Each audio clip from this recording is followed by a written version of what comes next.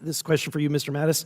That being said, I was shocked to hear about a program the CCP uses with the United Front to target and control Chinese Americans and the Chinese diaspora in the United States. What is their goal? The goal in representing those or having control over those kinds of community organizations in part has to do with using their voices, hijacking their voices, if you will, to represent them to their congressional members and to their political leaders, right? Because you can't possibly meet with every single constituent and solicit their opinion and engage in a conversation. You have to deal with groups of all kinds, right? Whether they are through unions, through voluntary associations, and therefore you can have an organization of entirely patriotic Americans with one bad apple in a leadership position who, by virtue of that position, can now is the voice for that group.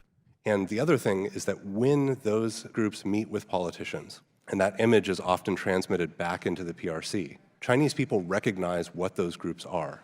And that's a message from the CCP to the Chinese people that not only are we in control here, but we control you there. And you will not get rescue from them. And that being said, since 2014, the CCP has overseen an extra-legal operation for repatriation called Operation Fox Hunt.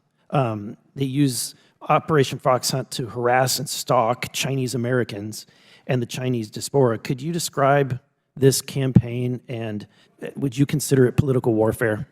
I'm not sure if I would consider it political warfare, but I would consider it a violation of U.S. sovereignty by a foreign power.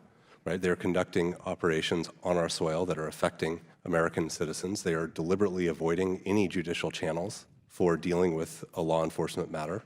And they say that it is under the guise of anti-corruption, and indeed some of it may be a corrupt official, but as we've seen from Xi Jinping's campaign internally, some of the people that are targeted are very clearly targeted for their political reasons, and corruption is simply an excuse. So what are the methods or tactics that they're using? I know I've heard that they have organized policing groups that are located in the United States. Yes, and those groups have been used to hire sort of private investigators to pursue and look.